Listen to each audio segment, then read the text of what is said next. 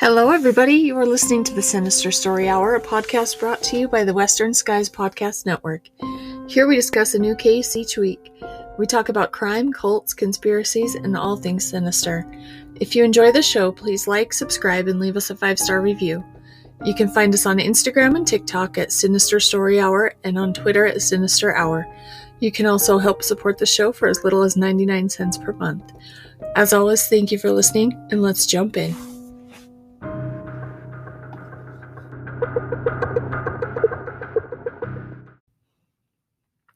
Hello to all my sinister friends out there. I am your host, Steph, and thank you so much for joining me. Once again, if you have never joined me before, thank you so much. And again, like, subscribe, leave a 5-star rating if you can. That does help so much. And I just thank you all for joining. We've had so many different countries tuning in. So welcome to Bangladesh and Iceland and Spain and Peru, Guam. Saudi Arabia. We've had so many new listeners within the last few weeks, and I just thank you so much for tuning in, and so glad you're here. So before we get into it, I will point out that this episode tonight is a full-length episode, and it's the one that I had researched a couple of weeks ago. A lot of research went into this episode, and a lot of time, because I watched a lot of documentaries about this. Now, there is a full-length 5-part documentary on this case, and it's one that I just was really enthralled with from the very first moment that I started watching it. So it's really, really worth your time to go and watch that documentary if you have time or if you're interested. This episode piggybacks on the Ouija board episode that we did a couple weeks ago, and that was kind of a fun, lighthearted episode, and I'm so glad that we did that one before the Gabby Petito case broke, because it was kind of a more fun, lighthearted topic for us true crime and horror fans, and then we got into the super heavy stuff. So once again, I'm thinking of the Petito family, all of those who are struggling right now with missing a loved one. I am thinking of you as well. And let's find Brian, right? Let's get him brought to justice. Hey guys, have you thought about making your own podcast, but you're not really sure where to start? That's how I was at first, and really the only choice that stood out to me was Anchor. And let me tell you why. It was completely free to start, and it has all the tools that allow me to record and edit my podcast right from my phone or computer. And they distribute the podcast for me, so it's heard on Spotify, Apple Podcasts, and many other platforms. There's no minimum listenership, and you can start making money from day one. And really everything you need to make your podcast is all in one place. I love it, and I know you will too. So download the free Anchor app or go to anchor.fm to get started. We will get into our episode. So last time when we talked about the Ouija board, we talked about the demon Pazuzu. He was the Mesopotamian king of demons, or the demon of the wind. Now, he made a huge appearance in the movie The Exorcist because he was the demon said to have possessed Regan McNeil in that movie. So today we are going to discuss a boy who really wanted to be the real-life Pazuzu. He even went so far as to legally change his name.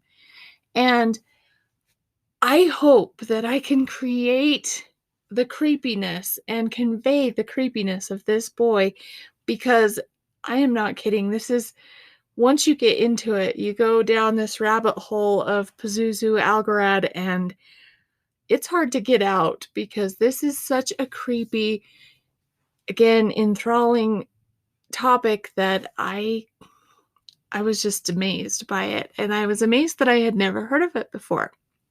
So I am hoping that this is a new topic to you as well. With spooky season coming up, I feel like I gotta up my game and get the extra spooky out there, so that's what I am doing. So just a warning, in this episode, we are going to cover topics such as sexual trauma, murder, animal sacrifice, Satanism. So if those topics are not for you, I completely understand, and I will catch you on the next episode. if you are tuning into the Sinister Story Hour, you might be okay with sinister topics. So just want to throw it out there, though, that this is a pretty heavy episode. It is worth noting for me that Satanism itself is not to blame for this. So, yes, this man was a Satanist. I will go into that a little bit, but the ritualistic practice of animal sacrifice and things like that is not itself a practice that's practiced within Satanism as far as I could tell in my research. I am not a Satanist. I do not know anybody who is, but I don't believe that is to blame, that religion is to blame for Pazuzu's acts. So, having said that, let's go into a little bit more about Pazuzu Algarad and who he was. Now, in his early life, his name was not Pazuzu. As I said, he did change that. So he was born John Alexander Lawson. He was born on August 12th of 1978. And this man was literally like not even 2 weeks younger than me. So we're right around the same age. He was born in San Francisco, California. He was just pretty much a normal kid. There wasn't a whole lot to find about him in early childhood. As a child, his family did move to Clemens, North Carolina from San Francisco at some point. Eventually, his parents were separated and his dad went back to California. So after that point, it was just him and his mother. Clemens, North Carolina is primarily a Christian town. There's only about 20,000 people today. I'm not sure about the population back then, but I looked it up as of today, and it's only about a 20,000 person population. So I mean, it's a pretty small area. His life as a kid, like I said, is not documented much. He had a pretty normal upbringing from the looks of it. He was described as active, energetic, fiery, ambitious, and unafraid to take what he wanted. He enjoyed being the center of attention. He was a Leo. So those things to me stuck out. I am not really big on signs. I don't know much about it, but every Leo man that I have ever come across is like that they like being the center of attention. My brother was a Leo, and so that's why I say that. Every Leo man that I have ever known was very much like that. He was very persuasive, very charming, very charismatic, and I feel like that's a very Leo man trait as well. So for those of you who are into astrology, tell me if I'm right, but from my experience, that's what I've come across. There is one source that cites some sort of sexual trauma that did happen to Pazuzu in his early years. There's never any legal action as a result of that, so there wasn't really a whole lot of documentation about that. I did find that on one source, though. At one point, his mother, Cynthia, says he is diagnosed with mental health issues, and she tried to get him help, but she didn't have the financial means to make it happen as regularly as he needed, and he needed more help than what she had the means to provide. And she does state that she tried to do as much as she could, but she just didn't have the money to continue. He was diagnosed with several mental illnesses, including schizophrenia, agoraphobia. He was lying about his life to other people. He would kind of sensationalize his life a little bit. He would tell people that he was from Iraq, and this was during the Iraqi War, the start of that era. He was telling people that he was from Iraq. He was also telling people that his father was a high priest, and I didn't find much information on that to go along with that, but he was telling his friends a lot of stories that were not true. Now, none of these illnesses, of course, were made any better by the fact that he was using drugs and alcohol at a very young age. He was drinking very heavily as early as 13 years old. And I couldn't help but wonder during this time, what was happening at 13 years old, that who was providing the alcohol, where he was getting it. And what was his mom doing? What was she thinking during this time that he was drinking heavily? At one point, Pazuzu filed his teeth into points so that they were very sharp, and sources say that he even sliced his tongue in an effort to make himself look like a reptile. He had multiple tattoos on his body that proclaimed his belief in Satan. One on his forearm frankly said Satan in huge letters. He also had a whole lot of tattoos on his face. According to a psychiatrist that Algarad was ordered to see at one point, he did not bathe more than once a year, and he hadn't brushed his teeth in years, claiming that personal hygiene would strip the body of its defenses in warding off infection and illness. And he also felt like it would strip away his power if he were to bathe or to brush his teeth. Now, you might be wondering what his body smelled like, but it wasn't just his body that he kept that filthy. His home was equally as filthy. And in the documentary, they actually went through, you can pull it up on YouTube and look at videos of them going through his house. But they talked about in the documentary about how really anything was allowed in this home. They were allowed to defecate, urinate, whatever they wanted to do in this home, and anything went. It just didn't matter. And a code officer actually said in a report that basically the same thing. The house contained hundreds of dead and living flies, feces, urine that had been ground into the flooring, the walls, decayed animal parts and remains, trash, mold, dried blood-like substance on the walls, and there were animal cages with carcasses.